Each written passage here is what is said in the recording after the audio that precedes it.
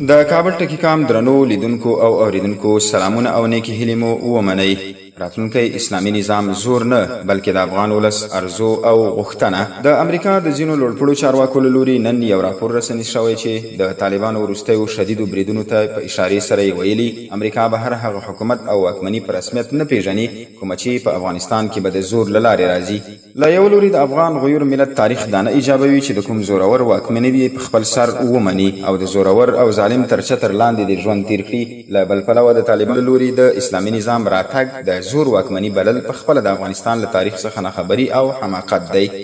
ځکه چې افغان ولس ته هر هغه واکمني او حکومت مهم او په زړه پورې دی کوم چې سرچینې اسلامي اساسات وي او د اسلامي شریعت په رڼا کې د ملت هر ډول پریکړې حل و فصل کړي. که د طالبانو د منځته راتګ تاریخ ته لږ سر ورښکاره کړو نو دې نتیجې ته به ورسېږو چې هغه مهال د پاټک سالارۍ، ملوک طوایفۍ، سرزورۍ، شر او فساد دوره وه او په افغانستان کې داسې اعمال ترسره کېدل چې په هیڅ ډول د توجیه وړ نه وو، بلکې انساني تاریخ پرې د شرم احساس کاوه.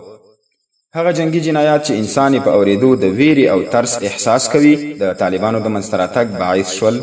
د مثال په ډول د دوستم د ملیشو له لوري پر مظلومو هیوادوالو د رقص مرده، د ښځو د سینو پرې کول، د خلکو پر سرونو میخونه وهل او دغه جنایات دي چې د شر او فساد په دوره کې پر افغان ملت ترسره کېدل. خو دغه مهال الله تعالی د افغان مظلوم ملت غږ واورید او له کندهار یې د طالبانو تحریک پیل کړ. د هیواد لر او بر ټول ونیول، ټولو جنگي جنایاتو ته یې د پای ټکی کېښود او د پاټک سالارۍ، ملوک طایفۍ، شر او فساد ټولې دورې له منځه یوړې. پر ځای یو مثالي اسلامي نظام حاکم کړ، خو امریکا او ناټو دغه ډول مثالي نظام د ځان لپاره خطر وباله او د نړیوال اشر په ترڅ کې پر افغانستان یرغل وکړ. د افغانانو 15 کلن اسلامي نظام یې ورړنګ کړ او پر ځای یو نړیواله فاسده، فاحشه او جنایتکاره اداره رامنځته کړه چې له شلو کلونو راهیسې پر افغان ملت دومره وحشتونه ترسره کړل چې د انسانیت او اسلامیت ټول حدود یې مات کړل. د دغې ادارې او امریکایي یرغل پر وړاندې یو ځل بیا د طالبانو منسجمېدل او مبارزه کول د ټول افغان ملت یو ستر ارمان او د ژوند لویه ارزو وه چې له نیکه مرغه الله تعالی ورپوره کړه او دا دی له دې مبارزې پوره 20 کاله تېرېږي او د طالبانو په لاس یو ځل بیا د اسلامي نظام راتګ یقیني شوی چې د ټول افغان ملت هیله او ارزو ده.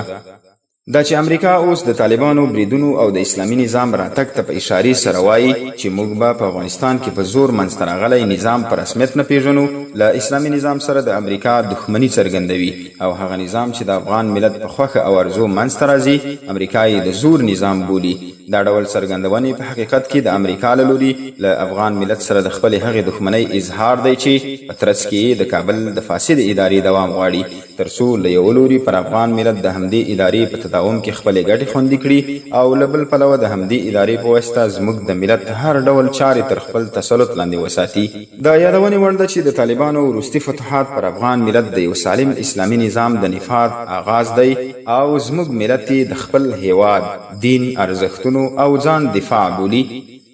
او د راتلو لپاره یې په تیرو 20 کلونو کې هر ډول سرښندنې او قربانۍ ورکړې، ځکه نو امریکا ته دې جوته وي چې په افغانستان کې د طالبانو په لاس راتلونکی اسلامي نظام به د زور نظام نه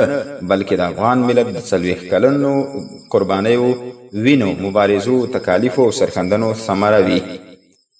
دا زموږ د ملت هغه ستره ارزو او هیله ده چې لپاره یې 20 کاله د نړیوال زبرځواک پر وړاندې سپېڅلې مبارزه کړې. نو دغه ډول اسلامي نظام ته د هیڅ څوک او هیڅ اړخ په زور د راتلونکي نظام نوم نه ورکوي، بلکې د افغان ملت خوښه او ارزو دې ورته وویل شي. دا هغه نظام دی چې ټولې نړۍ ته یې ثابته کړه چې نه پر افغان ملت د چا زور مني او نه هم په پردیو چارو کې ځان ته د بې ځایه مداخلې حق ورکوي، بلکې له ټولې نړۍ سره د متقابل احترام د اصل پر اساس اړیکې او روابط جوړول غواړي.